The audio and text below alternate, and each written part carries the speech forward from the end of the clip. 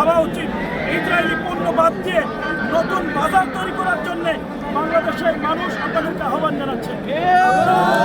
আপনারা ব্যবসার স্বার্থে ইসরায়েলকে প্রমোট করে ইসরায়েলের এই অর্থ যোগান দিয়ে ফিলিস্তিনকে ধ্বংস করার জন্য আপনার ব্যবসাকে কাজে লাগাবেন। মনে রাখবেন, বাংলাদেশের মানুষ খেপে উঠেছে, বাংলাদেশের মানুষ সচেতন হয়েছে। আপনাদের ব্যবসার সুযোগ আর করে দিবে না। প্রয়োজনে মানুষ ব্যবহার করবে না, খাইবে না, না খেয়ে থাকবে, কিন্তু আপনার ব্যবসার সুযোগ দিবে না।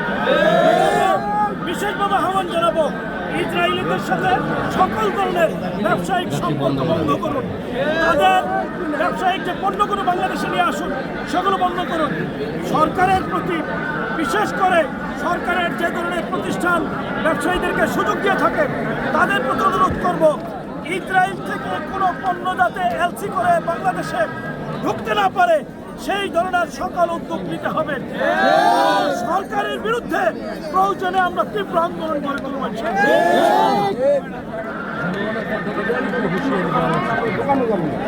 এই ব্যাপারে জনগণ প্রত্যেকটা জায়গায়, আপনি শুধু আজকে আমরা সোহরাওয়ার্দী উদ্যানে একসাথে হয়েছি, এখানে দেখছেন লক্ষ লক্ষ মানুষ জড়ো হয়েছে। আমরা সেই গাজীপুর থেকে এসেছি, বাংলাদেশের প্রতিটি প্রান্তরে, একবারে কক্সবাজার থেকে তেঁতুলিয়া পর্যন্ত, খুলনা থেকে একবারে সেই কটুরিয়া পর্যন্ত, যেখানে আমরা বলি কোথাও আজকে মানুষ ঘরে নেই, রাজপথে নেমে এসেছে। তাদের ফিলিস্তিনের প্রতি যে আবেগ সেটা প্রকাশ করছে। এটা প্রকাশ করে, প্রমাণ করে জনগণ এই ধরনের ব্যবসায়ীদের বিরুদ্ধে হুঁশিয়ারি উচ্চারণ করছে। হুঁশিয়ার হন, সতর্ক হন, এই ব্যবসার সুযোগকে বন্ধ করুন।